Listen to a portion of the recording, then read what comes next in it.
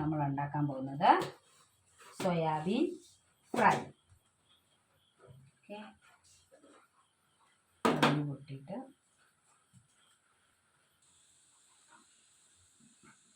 കടുകിട്ടു.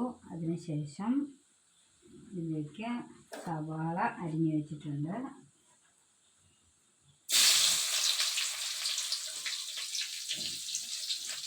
സവാള അരിഞ്ഞത്, പച്ചമുളക് ഒരു 6 കീറിയത്, ഇഞ്ചി, വെളുത്തുള്ളി, അയച്ചു തേങ്ങാക്കൊത്തായിരുന്നു ആദ്യം ഇല്ലാതെ ഞാൻ മറന്നു. അതെ, കറിവേപ്പില ഇട്ട് നമുക്ക് നന്നായിട്ട് വഴറ്റാം. കുറച്ച് ഉപ്പും കൂടി ഇട്ട് കൊടുത്തിട്ട്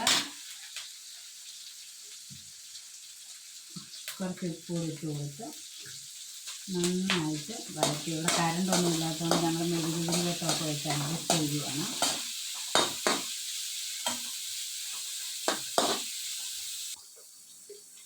ഇതിലേക്ക് കുറച്ച് മഞ്ഞൾപ്പൊടി, പിന്നെ ഞാൻ മുളക് പൊടി ചേർക്കുന്നില്ല.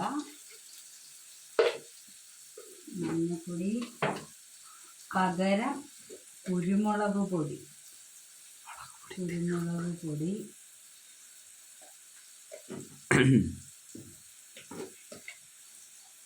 ഗരം മസാല കൂട്ട് പൊടിച്ചത്. ഇവിടെ കറണ്ടില്ല കേട്ടോ, ഇനിയും മഴയ്ക്ക്. ഞങ്ങളുടെ മെഴുകുതിരി വെട്ടത്തിൽ സെറ്റാക്കാം.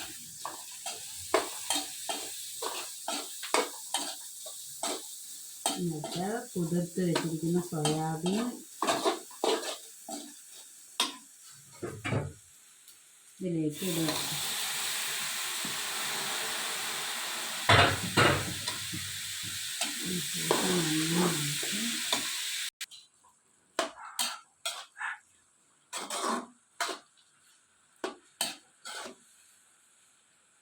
തീ കൂട്ടി വെച്ച് വെള്ളമൊന്നും ഒഴിക്കണ്ട. ഇത് വഴറ്റി നല്ല സെറ്റായി ഇതുണ്ടാവും. ഇതിനകത്തൊരു ശകലം വെള്ളം, അതിൽ പിടിച്ച് കിടക്കുന്ന വെള്ളം ഇറങ്ങി അത് വെന്തോളും. സൂപ്പർ സാധനമാണ്, എല്ലാവരും ട്രൈ ചെയ്ത് നോക്കുക. എന്നിട്ട് മുളക് പൊടി വേണമെന്നൊന്നുമില്ല സോയാബീൻ കേട്ടോ. എരിവ് വേണമെങ്കിൽ കുരുമുളകും പച്ചമുളകും മതി. എന്നിട്ട് നന്നായിട്ട് ഇളക്കി